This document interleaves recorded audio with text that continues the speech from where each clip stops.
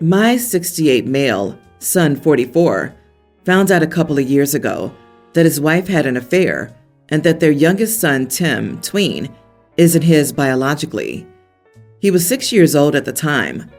He has two other children, Jacob, nearly adult male, and Eliza, young teen female, that are biologically his. Since then, he and his ex-wife have gotten a divorce, and he has partial custody over his two biological children, while his ex has full custody of the youngest. The youngest was, needless to say, devastated when the man he knew as a father suddenly stopped showing him any affection and said that he wasn't his father anymore.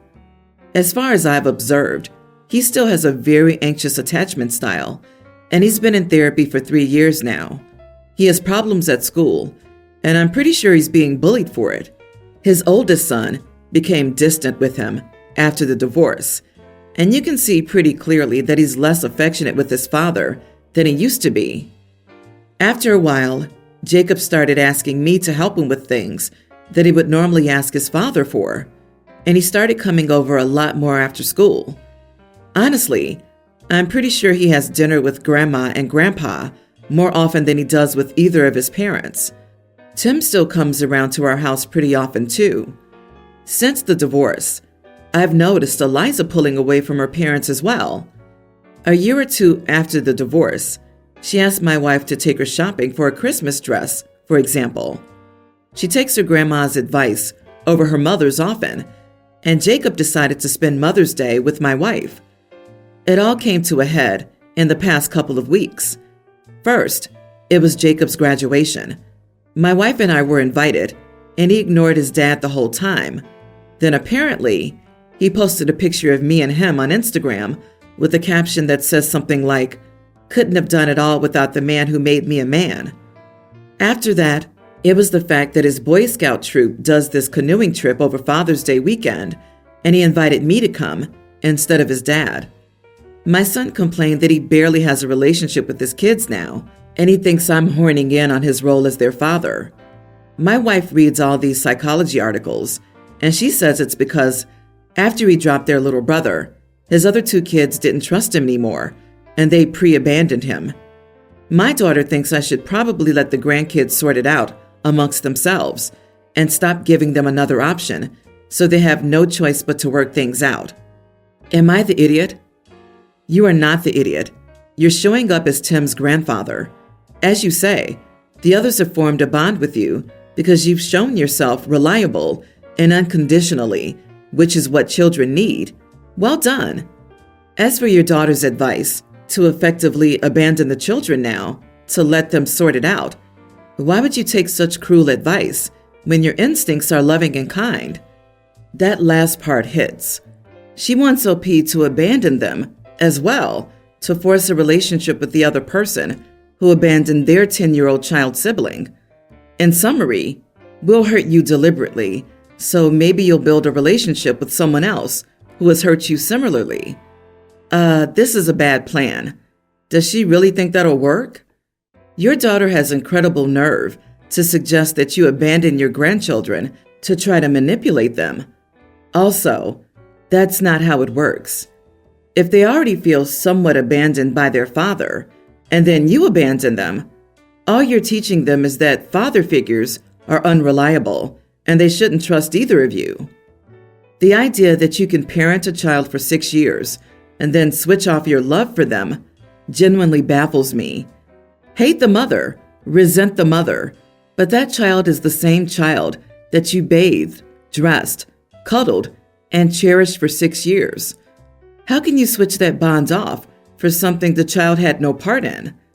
Next time your son complains about his kids preferring you over him, tell him he should have thought about the consequences before he decided to give the cold shoulder to a child, as if the 6 years of bonding with and raising him meant absolutely nothing. I wonder how the children feel about their mother. Well, since all of them seem to be spending all their time with their grandparents, and the daughter even asked the grandma's advice to take her dress shopping, it sounds like all the kids know both their parents to be unreliable. It appears you're just a caring and kind man. The last thing in the world these kids need is for grandma and grandpa to change the relationship that's already been established. If your son wants a better relationship with his kids, he must do the work. Suggest he try family counseling with his 3 kids to help them manage their feelings. Context: my mom is Thai and my dad is Dutch. I grew up in Thailand. My mom married again, and I have a stepsister who's 3 years older than me. My stepsister always says, "You have no idea how hard traveling is for us because you have a strong passport," whenever she's stressed about traveling. My family, me, my mom, stepsister, and stepdad, are currently planning a trip to Germany. They're in the process of applying for a Schengen visa. I think seeing me relaxing and unstressed about the whole thing grated on my sister, because I'm just chilling while they're running around getting flight tickets, proof of accommodation, statement of purpose, bank statements, travel health insurance, money for the visa fee, and a bunch more stuff. She finally snapped and was like, "Aren't you even going to try to be helpful? At least share the visa fee with us." I said no. I am financially contributing the same amount she is to the trip. The visa fee is just an added expense that she has that I don't. She was unhappy because I just don't get it, and kept telling me things would only be fair if I agreed to share that cost, at least. She's been giving me the cold shoulder since, because she thinks I'm a bit of an idiot. My mom would like me to apologize to her and agree to share the cost, at which point she would reimburse me just to keep the peace. Passport privilege? That's a new one. You are not the idiot. Stepsis is an idiot and sounds jealous of something that's not even within your control at all. And I wouldn't do as your mom is suggesting, as that just opens up the door to future manipulation. Have a great trip. Stepsister is not just an idiot, but an entitled, greedy idiot. She's the reason why we have that famous quote, "If you give an inch, they'll take a mile." Also, mom is the people pleaser doormat who can't say no and always tells the victims to apologize and be the bigger person for peace within the family. Well, that's how entitled people end up entitled, enablers enabling them all the time. If the mom is willing to entertain the sister's dumb argument, then she should pay the fee. It's the mom, after all, who decided to have a daughter with a Dutchman. So, in this parallel universe the sister lives in, it really means the mom is responsible for this privilege and should compensate the sister. OP didn't do anything except exist while European. The mom technically chose to hand the privilege to one daughter and not the other, LOL. OP, you're not the favorite kid. Don't apologize. You did nothing wrong, and you don't owe her anything. I, 30 female, have 2 kids, a tween female and a teen male. 2 weeks ago, my husband and I traveled to another country on business. It lasted 3 days, and we stayed 4 more days and took our children with us. I told my mom and dad about the trip, and my dad commented that my brother, Toby, 25, really wanted to go there, and that I should ask him if he wanted to go. The idea seemed great to me, and I asked him if he wanted to go with us, but he said that he'd be able to pay for the tickets and hotel, but he wouldn't have any money to spend there, so he'd have to go next time. I thought to myself and talked to my husband. We proposed the idea of him being our children's nanny, and we would pay for the ticket, hotel, food, and any expenses he had there, within limits. The proposal would be, he would babysit my children for the 3 days we'd be working, but they'd have my car to do whatever they wanted.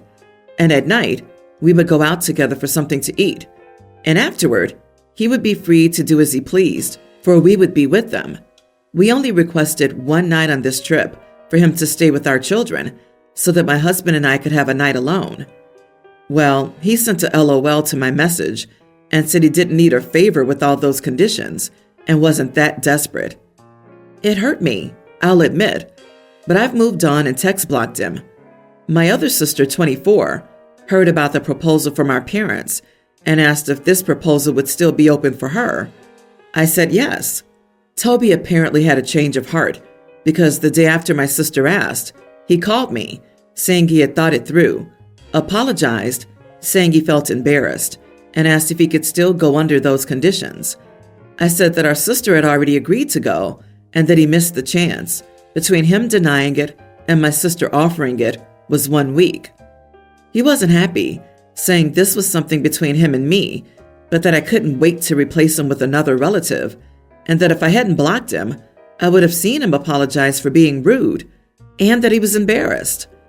This was actually true, but he could have called me or even come to the house to explain, and he didn't. But I said he couldn't offer them to me because my sister was already on board. The trip was great.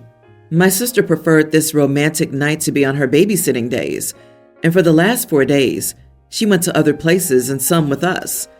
To this day, my brother's upset with me and barely talks, but I don't think it's my fault. Am I the idiot? First come, first serve. Not the idiot for replacing him, but I'm confused why you blocked him. That seems extreme for the situation. Do you always block people when they don't agree with you or do what you want? It doesn't sound like he was abusive, but he just turned down your offer. It makes me think there's more to the story than what we're being told. Wow, everyone's the idiot here. His response was rude, but I'm truly confused as to why you would text block him. That's honestly so incredibly childish to me. He gave you his answer, and you could communicate and say, "Hey, that's a pretty rude response." My siblings have been rude to me before, but I wouldn't block them. I still want to chat with them. Honestly, I'm flabbergasted that you'd block his texts like, "Grow up, babes."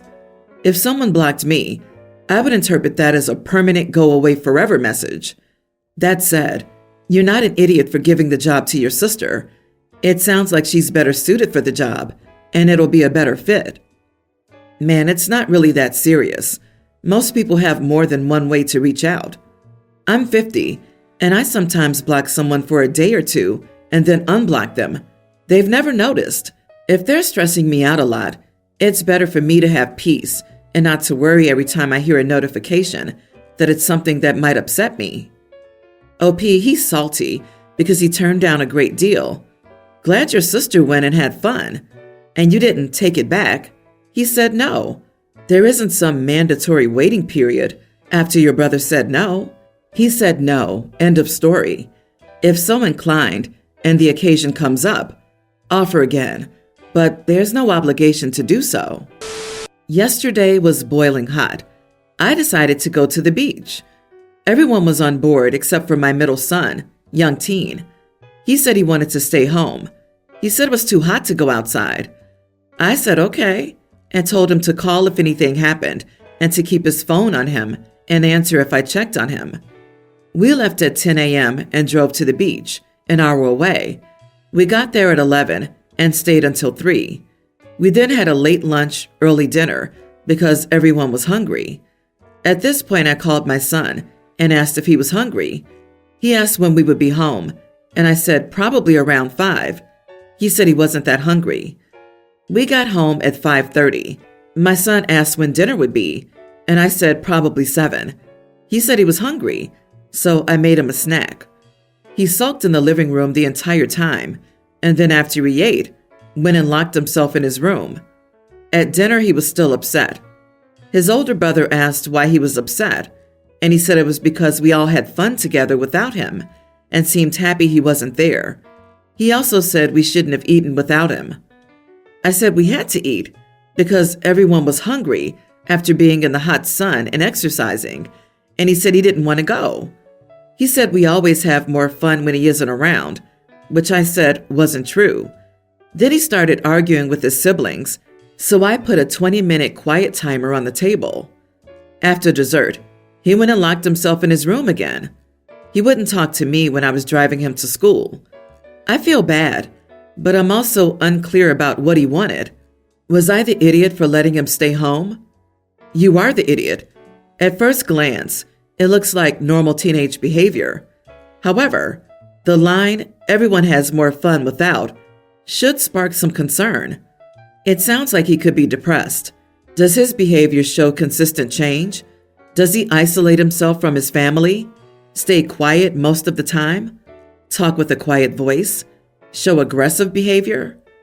It's just a teenage kid being dramatic. OP, you're not the idiot. Clearly, he didn't think you would actually go without him. LOL. And if you did force him to go, he probably would have made everyone miserable. He's a teen, so you can't hold it against him, but you must teach him that doing your own thing means doing your own thing, not that the group you're in changes its plans for you. Exactly. This is a very important growth moment for your child. He learned that the people in his life aren't going to be emotionally manipulated by him. They're going to take him at his word and aren't going to beg him to join in. He can participate or be lonely. This is how you prevent or stop narcissistic tendencies, which all kids have and grow out of as they mature and experience moments like this. You all are refusing to join him in the boat. That's good. I'm 26 female, getting married to my wonderful fiance, 28 male, later this year. He's great, and our relationship has been as close to perfect as you can get, with the exception that his family disapproved of me at first. They're solidly upper middle class conservative, white Anglo-Saxon Protestants. I grew up mostly in foster care because my birth family was screwed up big time.